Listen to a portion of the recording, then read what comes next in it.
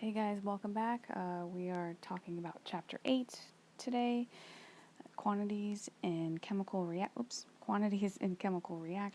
and we're just covering 8.1 through 8.6. So we talked about combustion reactions in the last chapter, and as you know, combustion reactions are basically they are the reason why carbon dioxide, one of the main reasons why carbon dioxide, there's so much carbon dioxide in the atmosphere, right? Because the combustion between octane, right, produces CO2 and water. And that is also the reason why, carbon dioxide is a greenhouse gas, and it's believed to be one of the major culprits for global warming. So what is a greenhouse gas? A greenhouse gas acts like a glass house. That's why they call it the greenhouse effect. It acts like a greenhouse, which basically means it allows light from the sun to penetrate the atmosphere, right, and hit the earth. But when when the light hits the earth and then it bounces back and tries to escape, most of that heat is being trapped by crazy amounts of greenhouse gases in the atmosphere. So the light can get through, but the heat can't escape and it comes right back down. So CO2 is one of the big culprits. And how do we know that there's excess CO2 in the atmosphere? Well, we can test it. We can see that there's way more CO2 in the atmosphere than there was before the Industrial Revolution. And we know that it's newer carbon, right, from carbon dating. But another really important reason as to why we know that combustion, right, the burning of fossil fuels is super guilty for creating all this CO2 in the atmosphere is from essentially its balanced chemical reaction. All right. We didn't balance this chemical reaction in the last chapter. We just talked about how for a combustion reaction, you have to have a hydrocarbon, right? In this case, that's octane, and it reacts with O2 to form CO2 and water, all right? But the balanced chemical equation gives you the actual amounts. So when you see these coefficients here, so 2 and 25 and 16 and 18, right? You can think of two things, right, when we talk about it. First of all, it's an amount, right? And let me just change this back to this. So you can think about it as 2 molecules of octane, right, reacting with 25 molecules of O2 to give 16 molecules of CO2 and 18 molecules, right, of water, or, which is correct, or you can think about 2 moles of octane react with 25 moles of O2 to produce 16 moles of CO2 and 18 moles of O2. That's because, and a lot of times moles are a lot easier, especially when we're doing calculations, because we can't necessarily count molecules. Remember, they're too small, there's too many of them, so moles is a really a helpful unit when we start talking about balanced chemical equations. Regardless, in this balanced chemical equation, you see that 2 moles essentially of octane plus 25 moles of O2 give us 16 moles of this greenhouse gas, carbon dioxide. All right. So, if we know how much carbon dioxide is in the atmosphere, and we know how much fossil fuels are being burned annually, we can predict from the balanced chemical equation, if we know how much we're burning, right? If we know how much we're burning, we can predict from the balanced chemical equation how much CO2 we are emitting. And if that amount matches the amount of CO2 that's being pumped into the atmosphere, then we can make a pretty good assumption that combustion of fossil fuels is guilty for all of the CO2 that's in the atmosphere. Here's another way to put it. Since we know the world's annual fossil fuel consumption, we can estimate the world's annual CO2 production using that balanced chemical equation.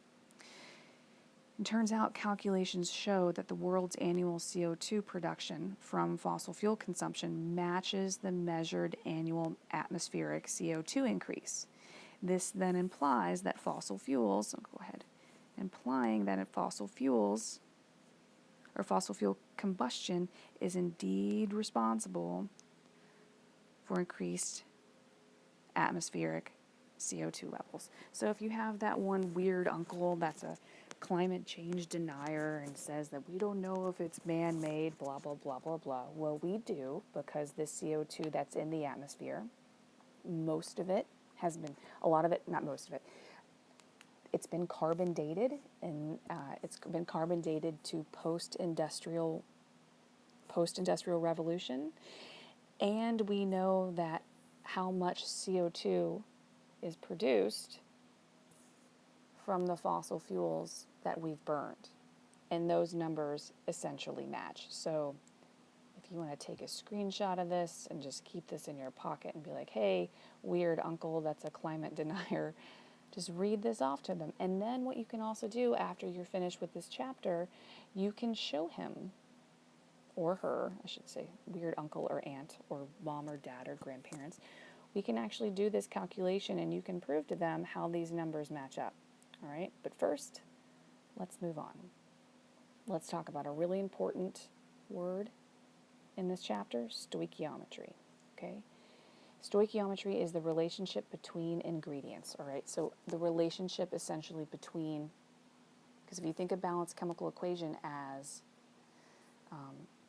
like you're cooking, right? Stoichiometry is the relationship between the reactants and the relationship between the products. Okay. So the numerical relationship between chemical quantities, right, reactants and products, in a balanced chemical equation is called reaction stoichiometry. We can predict the amounts of products that are formed in a chemical reaction based on the amounts of reactants.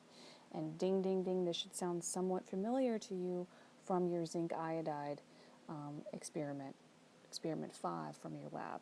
And I'll talk about that in just a second. We can predict how much of the reactants are necessary to form a given amount of product. We can also predict how much one reactant is required to completely react with another. All right, and again, this is all from the balanced chemical equation, and this is all called stoichiometry. So you know now how to balance a chemical equation. Now what we're doing is we're zooming in on that, and we're saying there's so much more information that you can extract from a balanced chemical equation. Just there's so much more to it, all right? And that's what we're diving into in this chapter. So another really important word I want you guys to know is limiting reagent, all right? Another, we can also call it a limiting reactant. It's the same thing, all right? Limiting reactant. So in a chemical equation or a chemical reaction, there's always one limiting reagent. And, there's always one limiting reagent. And the limiting reagent is the substance that runs out first. Since it runs out first, it also determines how much product is formed. Okay? Right? And it determines how much product is formed because once the reagent runs out, the reaction stops and no more product is being formed. A really basic example of this is another combustion reaction, all right, and it's the combustion of a hydrocarbon wax, all right, so, right, you think about burning a candle, right, that's a combustion reaction, all right, where you have this hydrocarbon that is C25H25, It reacts with 38 moles of oxygen, gaseous oxygen in the atmosphere to produce 1 mole of H2O and 25 moles of CO2. Now think about when you burn a candle. Okay, well first I should ask you, which one is the limiting reactant? And you can think about it logically, not just necessarily from the balanced chemical equation, but you can think about it from this picture over here. When does a candle stop burning? If you don't do anything with it, right? If you don't mess with it, you just light it and you put it in your room and you walk away. It stops burning when the wax runs out, right? It stops burning when that reagent, the wax, runs completely out, right? After there's no more wax, there's no more product. Okay? So between the two reactants, the hydrocarbon and oxygen, the hydrocarbon is most likely to run out first. So therefore, the hydrocarbon is the limiting reactant or limiting reagent, and oxygen is in excess. Okay, now you might think about it sometimes where it's like, well, what happens if I put a lid over the candle, right? You have like one of those Yankee candles that's in a jar and you put a lid on it. Well, what you're doing is you're limiting the amount of O2. Okay, in a unperturbed, balanced chemical reaction, right? The hydrocarbon is the limiting reactant. But if you limit the amount of O2, that will run out first. Okay, so you can alter this essentially, but in real life, but the balanced chemical reaction is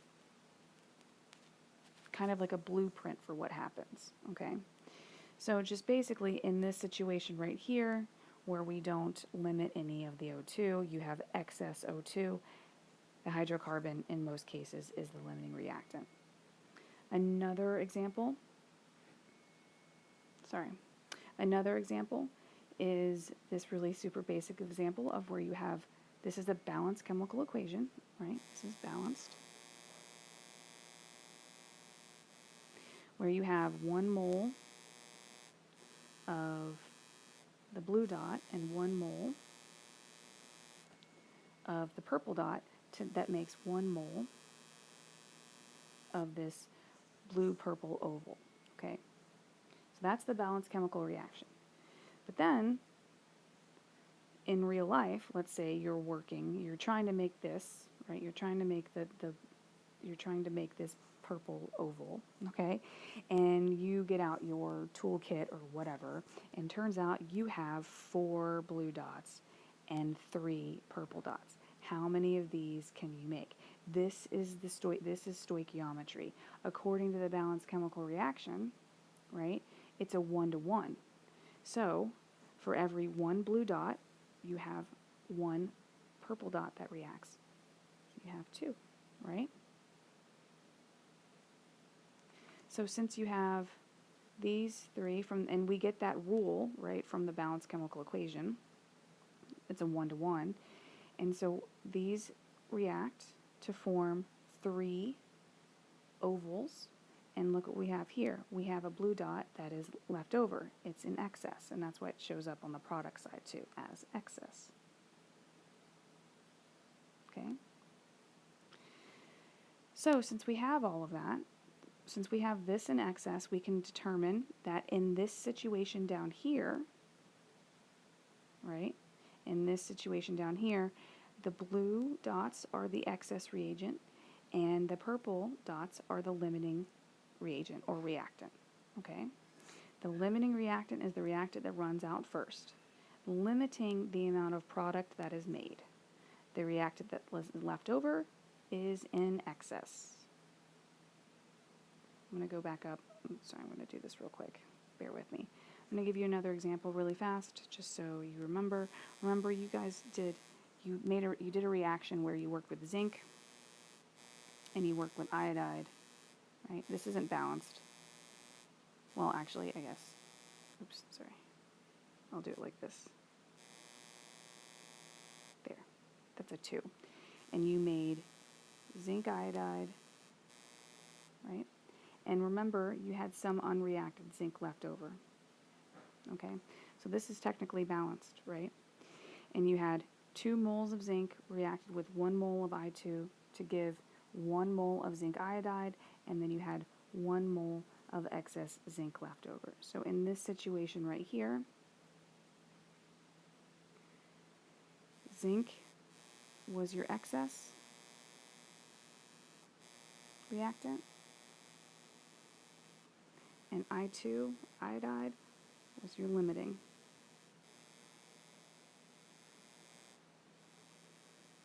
Remember, reactant, reagent, same thing, all right? And you guys should remember from the video, because you didn't actually do this in lab, this reaction stopped running when all of the I2, when all of the iodine was used up. And we knew it was used up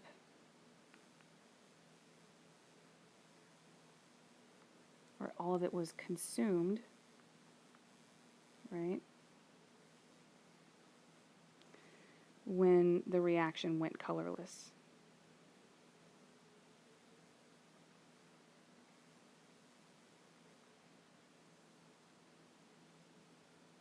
So this was a really good example of everything that we just that we've been talking about, right? The limiting reactant was all used up, then therefore the product was stopped being formed, and then we had some excess zinc that was left over. So zinc was in excess, and I2 was the limiting reactant. Okay. Another example, another real-world example, making pancakes, right?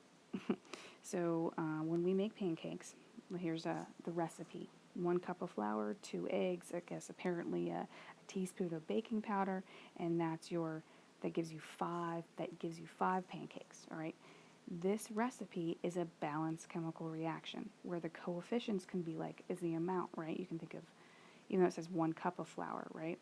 So we can sit back and say, okay, well, for every 1 cup of flour and every 2 eggs and every ½ teaspoon of baking soda, I get 5 pancakes. That recipe shows a relationship, a numerical relationship between the pancakes, the product, and all of the ingredients or reactants. Specifically, if you have 2 eggs, right, and enough of everything else, I guess that's the really important thing you want to think about. If you have 2 eggs and enough of everything else, we can make 5 pancakes. And then therefore you can write this relationship as a ratio. 2 eggs to 5 pancakes. Again, that's assuming that you have everything else. So I'm going to write. Remember, when we see this relationship ratio, I want you to think conversion factor. Okay? So for every 2 eggs, we have 5 pancakes. Assuming that we have enough of everything else, or every 5 pancakes, we needed 2 eggs. All right? So what I'm doing is I'm trying to ease you into how are you going to use the coefficients in a balanced chemical reaction to do conversions. All right? So a question might be,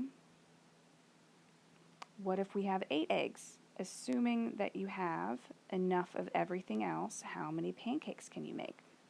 All right. Well, remember, this is kind of we're doing the same thing. We have to think about, first of all, we're started off with 8 eggs. So I should say we have eggs and we need to get to pancakes, right? I know it's been a long semester, but just bear with me. We're going back to conversion factors on this. So we're going to sit back and say, all right, if we start off with 8 eggs and we need to get to pancakes, we can't just go directly from eggs to pancakes. We have to use one of these conversion factors from the balanced chemical reaction, right, from the recipe. So what we need to do, we have to pick one, right, and if eggs are our unit, right, eggs has to go on bottom and pancakes has to go on top, right? And which one of these 2 conversion factors are we going to use? We're going to use this one. So we're going to have for every 2 eggs, we get 5 pancakes, right? And then before we plug it in our calculator, right, it cancels, answers left in pancakes, right? And then here, go ahead and move this down. So we have 20 here it is right here. So 20 pancakes. So I'll just go ahead here, make you feel better. 20 pancakes. Again, so what did I do? I used the balanced chemical equation and to answer this question. I know that from the balanced chemical equation, for every 2 eggs, I can get 5 pancakes. So I wrote 2 conversion factors, right? And then I answered the question. I converted. If you have 8 eggs, assuming that you have enough of everything else, you can make 20 pancakes. All right? And here's the, if you want to see the equation again. Okay, we'll go back to the pancake situation in a little bit, but let's take it back to chemistry. Okay? So remember, the pancake recipe, and the amounts of ingredients, those are the coefficients. In a balanced chemical equation, we have a recipe for how reactants combine to form products. So if we have a balanced chemical equation to show hydrogen and nitrogen are combined to form ammonia, all right? So we have 3 moles of H2, all right? 3 moles of H2. I'm also going to say, I'm going to say molecules this time because I pulled this from your book and they represent it as molecules. Okay, so if you want to think about, so I'm going to use molecules right now, but moles and molecules are interchangeable on this. You just got to, when you're thinking about it, you just have to, if you say molecule, you got to think molecule. So 3 molecules of H2, 1, 2, 3, react with 1 molecule of N2 gas, right? Remember, these are diatomics, so they're N2 and H2, to form 2 molecules of ammonia, NH3. All right, so this is the balanced chemical reaction, and here's a little picture to show you to make sure that you see that it's balanced. The balanced equation shows that 3 molecules of H2 react with 1 molecule to form 2 molecules of NH3. From this, we can express these relationships as ratios. 3 molecules of H2, 1 molecule of N2, 2 molecules of NH3. And again, since we do not ordinarily deal with individual molecules, we express the same ratio in terms of moles. Okay, so hopefully that makes you feel better. All right, so now that we know we have this right here that we got from the balanced chemical reaction, if we have 3 moles of N2 and more than enough H2, how much NH3 can we make? All right, so let's say we start off with 3 moles of N2. All right, so what you're going to do is you're going to say 3 mole N2, right? And then you're going to convert moles of N2 to moles of NH3, right, using the balanced chemical equation.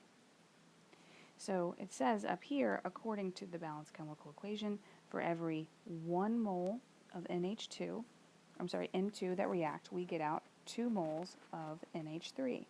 So my conversion factor is going to be, since I have 3 mole N2 here, I'm going to have mole N2, and we can convert directly to mole ammonia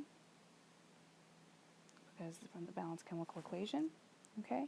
And again, for every 1 mole of N2 that reacts, we end up getting out 2 moles of NH3.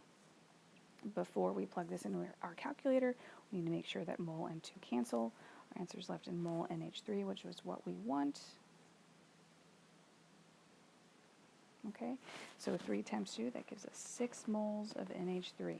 Okay, and again, that's assuming that we have more than enough H2 to that reacts. Okay, so what happens if let's do here, I'll just go ahead and I'll erase this part really fast. So let's say we have,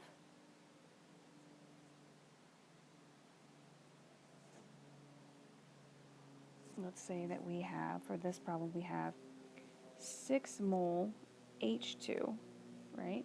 And more than enough N2. How much NH3 can we make? So again, we have to start off with 6 mole H2. And I'm just going to go ahead and zoom in really fast. And, well, actually, I'm not. I'm going to do it right here. Remember our 2 conversion factors, okay? 3 mole H2 gives us 2 mole NH3, all right? So the 2 conversion factors would be 3H2. All right, I'll just go ahead and give you the ratio. 2 mole NH3. So our 2 conversion factors are going to be 3 mole H2 over 2 mole NH3, or 2 mole NH3 over 3 mole 3 mole H2. Okay, these are the 2 conversion factors. Let's go ahead and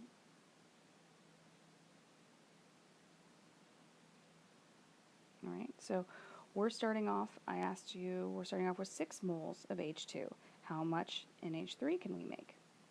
So using this relationship right here that we got from the balanced chemical equation, we start off with 6 mole H2. We have more than enough, in this situation, we have more than enough nitrogen, right? So 6 mole H2. And then the conversion factor that we need is going to be this one because it has mole H2 on the bottom.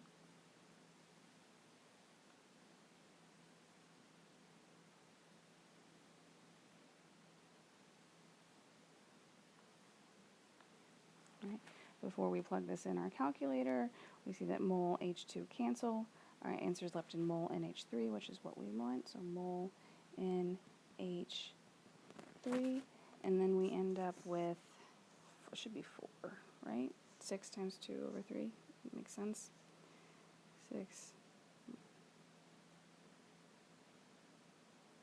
Yeah. Just had to make sure. It's been a long day. All right, so 4 mole H2 would be our answer. Okay, again, we're converting from moles, essentially from moles of product, or moles of reactant, to moles of product from the balanced chemical equation. So this was the first example, okay? So again, we just converted from moles of reactant to moles of product using the balanced chemical equation. Now we can convert from mass of reactant to mass of product using the balanced chemical equation, all right? And we can do that because remember the relationship of the molar masses. So again, and this is really important because when we're in lab, we can't weigh out moles. We have to weigh out masses, right? So this is the general outline that you're going to use, all right? So if you need to convert from mass of reactant A to mass of, let's say, either reactant B or product B, whatever it is, you're going to follow this general outline. You're going to take the mass of reactant A, convert it to moles of reactant A using its molar mass, and then from the balanced chemical equation, convert from moles of A to moles of B from the balanced chemical equation using the conversion factors that I just showed you, and then from moles of B to mass B using the molar mass. And I'll give you an example. So again, here's the balanced chemical equation for the combustion of octane. All right. What mass of carbon dioxide is emitted by an automobile per 5.0 times 10 to the 2 grams of pure octane used? Right. So what is the mass of carbon dioxide that is emitted? So that's your big question. If we have 5.0 times 10 to the 2 grams of octane used. Okay? So the first thing that you're going to do is you have to understand that the balanced chemical equation gives us the relationship between moles of octane and moles of CO2. Specifically, 2 mole C8H18 per every, or gives you 16 mole CO2. All right? So now that we have this, all we need is the molar mass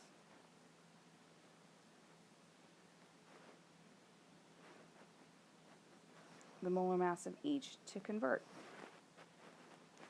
So I'm going to write 5.0 times 10 to gram octane, just for my next slide.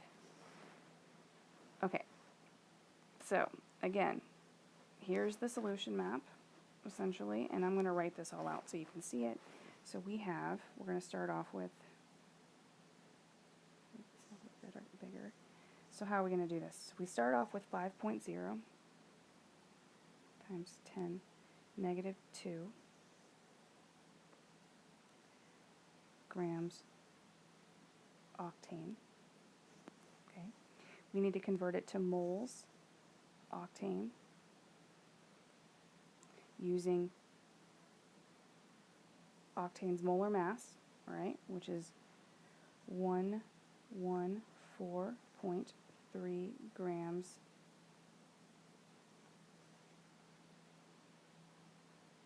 octane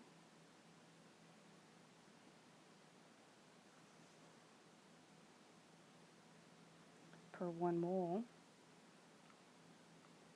octane. Right.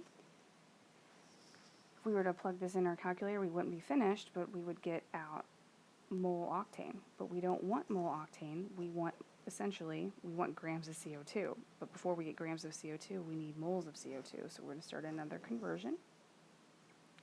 So now where we are is we're in the moles of reactant product. So for every 2 mole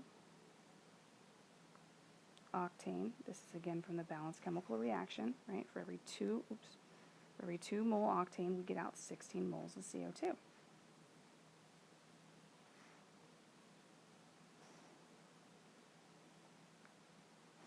Now, if we were to plug this in our calculator, mole octane would cancel, right? We'd be left with mole CO2, but again, we don't want mole CO2, we want grams of CO2. So now we have to convert it back to grams of CO2 from moles using the molar mass of CO2, which is 44.01 grams per 1 mole CO2. So this is where everything that we've been learning all comes together, okay?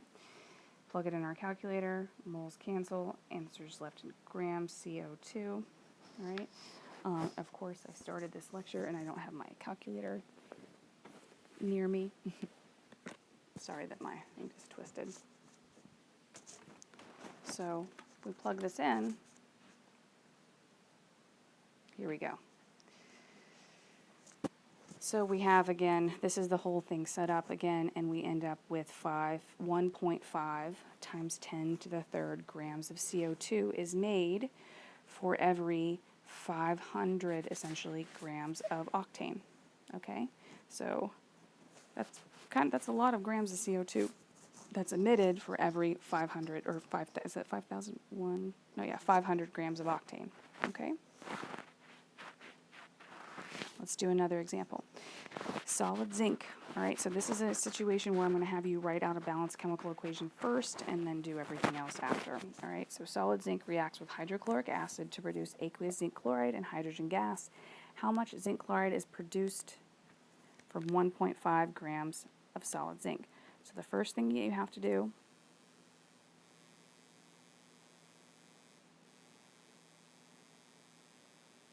write balanced equation. Okay? So solid zinc,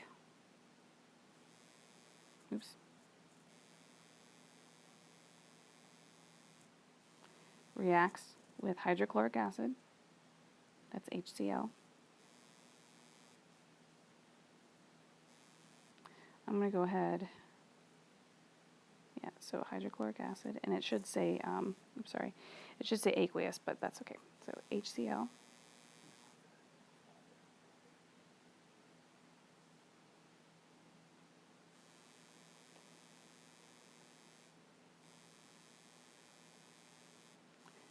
To produce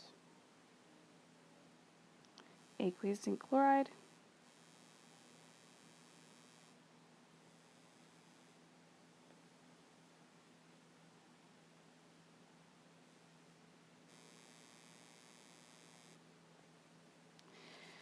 How much zinc chloride is produced from the solid zinc? Okay, so first of all, we need to make sure that everything's balanced, and it is not. Okay, so first of all, we have zinc here, we have one zinc here, and one zinc here that we're good, but we have 2 chlorides here and 2 hydrogens here, and we only have 1 of each. So pretty simply, that's all we have to do. So that's cool.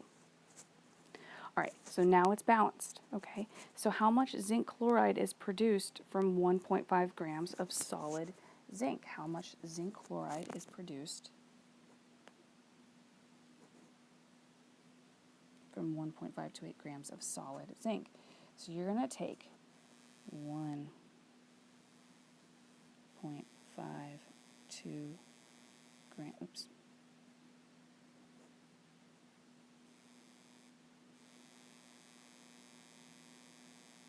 1.528 grams of zinc, all right? And essentially what you need to do is you need to convert it, again, remember, to zinc chloride. So you need to convert it.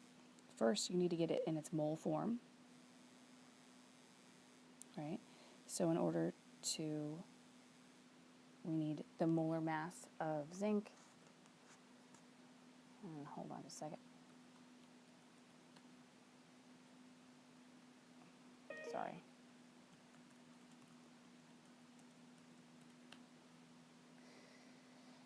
So we have 60, so the molar mass of zinc is 65.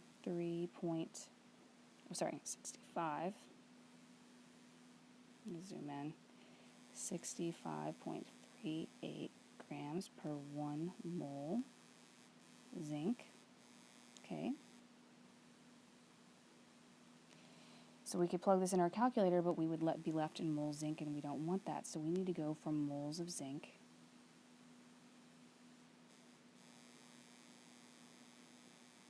to moles of zinc chloride.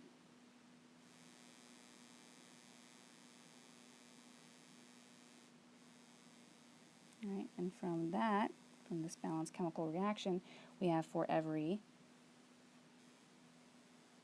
take a look, for every 1 mole of zinc, right, for every 1 mole of zinc, we get 1 mole of zinc chloride.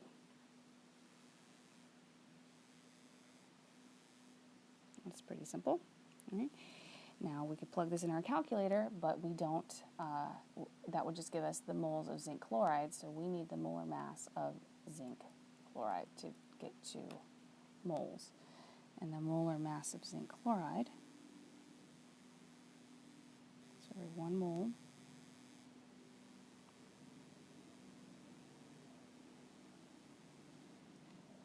we have 136.29 grams zinc.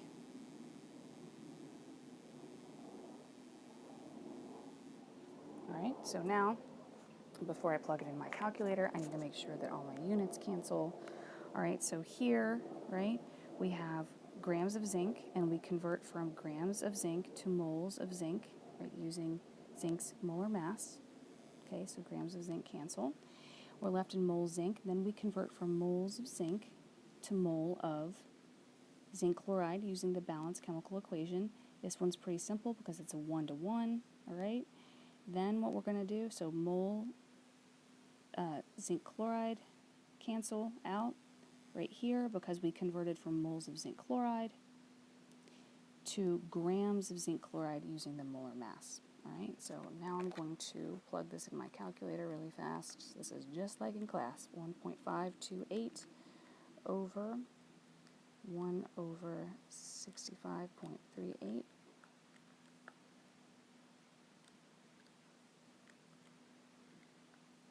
136.29 over 1, and then end up getting out, remember this is in I'm in grams zinc chloride, all right, and I end up getting 3.1852, all right, but we have 4 sig figs is our lowest amount, our smallest amount, so we got to convert around 3.18, and I'm dropping this 2, right? So 85 grams zinc chloride. Okay, so that's your answer right there.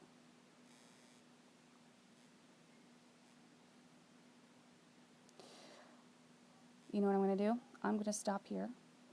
I'm going to upload this, and we will go from there. Okay, we'll do some practice problems tomorrow when we talk, and then for our Zoom meeting, and then what we'll do is we'll go also